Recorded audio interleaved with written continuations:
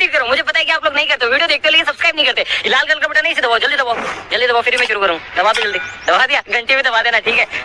ये बड़ी अच्छी बात कही आप।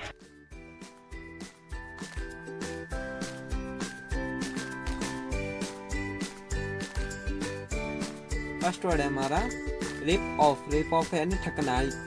दुकानदार जब कस्टमर को ठगता है उसको हम इंग्लिश में बोल सकते हैं रिप ऑफ यानी ठगना।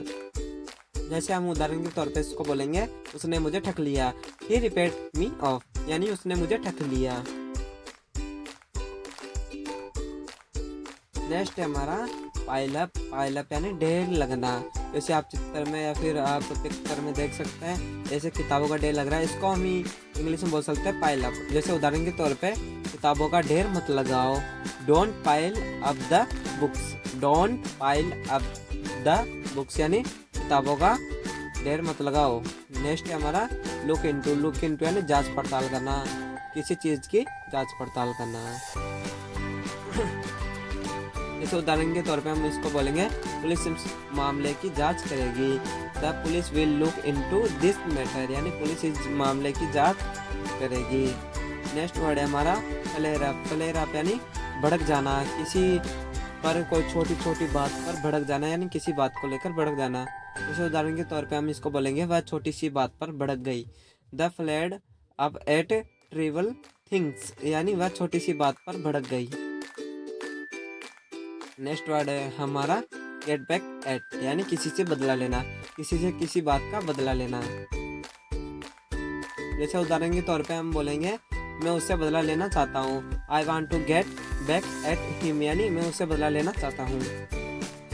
नेक्स्ट वर्ड है हमारा बाउंड डाउन यानी किसी के आगे झुकना। बाउंड डाउन यानी किसी के आगे झुकना। जैसे हम एग्जाम्पल में इसको बोलेंगे, मैं किसी के आगे नहीं झुकूंगा। I will not bow down to anyone यानी मैं किसी के आगे नहीं झुकूंगा। जैसे एक और सेंटेंस है हमारा, यूक्रेन झुकने से इनकार कर दिया। Ukraine refused to bound down यानी यूक्रेन झुकने के लिए इनकार कर दिया। नेक्स्ट वर्ड है हमारा प्लम डाउन यानी पटकना, इस चीज़ को पटकना। जैसे हम एग्जाम्पल में सेंटेंस लेते हैं, स्कूल से लौटने के बाद अपना बैग मत पटको। Don't plump down your bag after return from school यानी स्कूल से लौटने के बाद आपका बैग मत पटको। नेक्स्ट हमारा स्टिक टू यानी कायम या डरे रहना। जैसे हम सेंटेंस में लेते हैं इसको, अगर आप कोई वादा करते हैं तो उस पर कायम रहना चाहिए। If you make a promise you should stick to it यानी अगर आप कोई वादा करते हैं तो उस पर कायम रहना चाहिए। नेक्स्ट है हमारा जोट डाउन। जोट डाउन यानी जल्दी से लिखना, किसी चीज़ को जल्दी से लिखना। जैसे हम उदाहरण में सेंटेंस लेते हैं, उसने जल्दी से उसका पता लिख लिया। ही जोटेड डाउन हेयर एड्रेस। उसने जल्दी से उसका पता लिख लिया। ही जोटेड डाउन हेयर एड्रेस यानी उसने जल्दी से उसका पता लिख लिया। नेक्स्ट हमारा रिप अप। रिप अप यानी फाड़ना, किसी के दस्तावेज या किसी के डॉक्यूमेंट्स फाड़ना।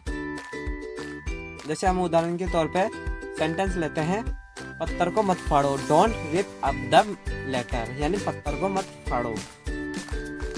नेक्स्ट है हमारा ब्रिंग फॉर्थ। ब्रिंग फॉर्थ यानी जन्म देना। जैसे हम उदाहरण के तौर पे एक सेंटेंस लेते हैं, उसने एक लड़की को जन्म दिया। सी बॉट फॉट ए गर्ल्स। सी बॉट फॉट ए गर्ल्स यानी उसने एक लड़की को जन्म दिया। Gear up. गियर अप यानी तैयार करना खुद को, किसी चीज़ के लिए तैयार करना खुद को, सेल्फ को। जैसे हम उदाहरण के तौर पर सेंटेंस लेते हैं, नेता अपने आप को चुनाव के लिए तैयार कर रहे हैं।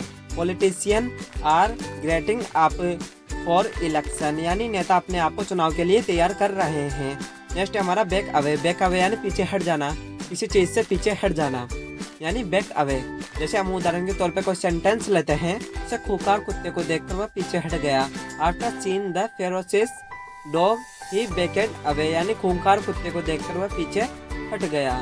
नेक्स्ट वर्ड है हमारा ईज ऑफ। ईज ऑफ यानी कम हो जाना, किसी चीज़ का कम हो जाना। या फिर जैसे हम उदाहरण के तौर पे लेते हैं, इन दिनों दबाव कम हो गया। This days the pressure has EZ of, यानी इन दिनों दबाव कम हो गया।